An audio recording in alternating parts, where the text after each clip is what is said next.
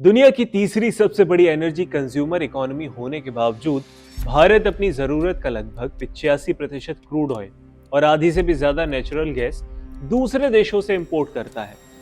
Middle east में चल रहे तनाव या ग्लोबल जियोपॉलिटिक्स की वजह से जब भी कच्चे तेल के दाम बढ़ते हैं तो उसका सीधा असर हमारी जेब पर पड़ता है। इस भारी भरकम इंपोर्ट बिल को कम करने के लिए और देश को एनर्जी के मामले में आत्मनिर्भर बनाने के लिए भारत सरकार ने 84,000 करोड़ का एक मेगा प्लान शुरू किया है जिसका नाम है समुद्र मंथन। ये नेशनल ऑफशोर एक्सप्लोरेशन इनिशिएटिव है। वित्त वर्ष 2030-31 तक चलने वाले इस प्रोजेक्ट का मकसद है समुद्र की गहराइयों में छिपे तेल और गैस के विशाल खजाने को ढूंढ निकालना। चलिए तो समझते हैं आसान भाषा में कि आखिर ये पूरा प्लान है क्या।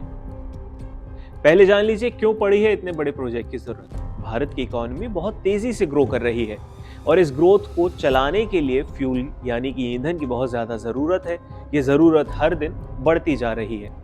अब इसे फिलहाल की स्थिति में समझें, हमारी विदेशों पर निर्भरता बहुत ज्यादा है। हम अपनी ईंधन की जरूरतों के लिए ज्यादातर गल्फ कंट्रीज और रूस के साथ अमेरिका जैसे देशों पर भी निर्भर है। इसका इकोनॉमी पर असर पड़ता है। तेल इंपोर्ट करने के लिए देश का एक बहुत बड़ा फॉरेक्स बाहर चला जाता है। जियोपॉलिटिकल रिस्क भी बना रहता है। दुनिया में कहीं भी वॉर हो, तनाव हो तो सीधा सप्लाई चेन इंपैक्ट करती है और जैसे ही सप्लाई चेन पर खतरा आता है देश में पेट्रोल डीजल के दाम आसमान छूने लगते हैं। इन्हीं कई सारी दिक्कतों से परमानेंट छुटकारा पाने के लिए देश अपने घरेलू संसाधनों को खंगाल रहा है। भारत के पास बहुत लंबी तटीय सीमा है। कोस्टलाइन भारत की बहुत लंबी है। अरब सागर है, बंगाल की खाड़ी भी है। यहाँ पर कई सारी ऐसी जगह हैं जो भी एक्सप्लोर नहीं हुई है, जहां वैज्ञानिकों का मानना है कि तेल और प्राकृतिक गैस के विशाल भंडार मौजूद हो सकते हैं। और अब तक इन जगहों से तेल निकाला क्यों नहीं गया, ये एक महत्वपूर्ण प्रश्न है। इसकी वजह बहुत साधारण है। समुद्र के बेहद गहरे पानी में तेल ढूंढना और उसे निकालना तकनीकी रूप से बहुत मुश्किल होने के साथ ही बेहद महंगा काम है। प्राइवेट कंपनीज अक्सर इतने भारी जोखिम वाले प्रोजेक्ट्स में बिना किसी पुख्ता डेटा के पैसा लगाने से डरती है।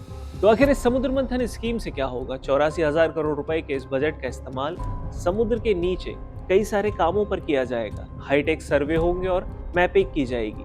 आधुनिक 3D सेस्मिक सर्वे और सैटेलाइट टेक्नोलॉजी के जरिए समुद्र के बेसिन का नक्शा तैयार किया जाएगा ताकि संभावित जगहों की पहचान की जा सके। इसके बाद साइंटिफिक ड्रिलिंग होगी। जो आशाजनक प्रॉमिसिंग लोकेशंस होंगी उन पर गहरे और या ज्यादा गहरे पानी में भी टेस्ट ड्रिलिंग की जाएगी। उच्च गुणवत्ता वाला डेटा इकट्ठा किया जाएगा। सरकार शुरुआती चरण के सभी महंगे और रिस्की सर्वे का खर्च खुद उठा रही है। जब सटीक डेटा तैयार हो जाएगा तो इसे ग्लोबल और डोमेस्टिक ऑयल कंपनीज को एक साथ शेयर कर दिया जाएगा। डिजिटल मैनेजमेंट और मॉडर्न टेक का इस्तेमाल होगा। प्रोजेक्ट में आर्टिफिशियल इंटेलिजेंस और आधुनिक डिजिटल टूल्स का इस्तेमाल करके ड्रिलिंग को सेफ और एक्यूरेट बनाया जाएगा।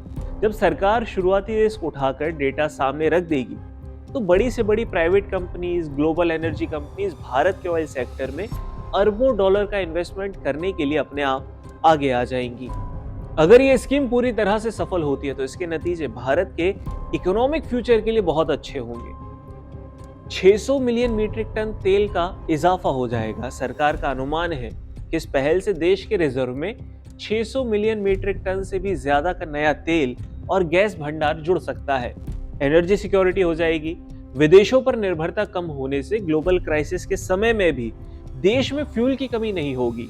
इसके साथ ही अरबों डॉलर की बचत भी होगी। इंपोर्ट बिल घटने से जो पैसा बचेगा उसे देश के इंफ्रास्ट्रक्चर, एजुकेशन और हेल्थ केयर में लगाया जा सकेगा। जॉब्स और बिजनेस क्रिएट होंगे। Oil exploration, shipping, refining, manufacturing और सर्विस सेक्टर में लाखों नई जॉब्स क्रिएट होंगी। इसके साथ ही तकनीकी बढ़त मिलेगी। भारत गहरे समुद्र में रिसर्च और टेक्नोलॉजी के मामले में दुनिया के गिने चुने देशों की लिस्ट में शामिल हो जाएगा। हालांकि समुद्र की गहराइयों से तेल निकालकर उसे इस्तेमाल करने लायक बनाने और कमर्शियल प्रोडक्शन शुरू करने में कुछ सालों का वक्त लगेगा। लेकिन समुद्र मंथन सिर्फ तेल ढूंढने का प्रोजेक्ट नहीं है, बल्कि भारत की फ्यूचर एनर्जी इंडिपेंडेंस की एक नींव है। और 84,000 करोड़ रुपए का ये दाव आने वाले दशकों में भारत की इकोनॉमी को एक नई मजबूती और स्थिरता देने का दम रखता है।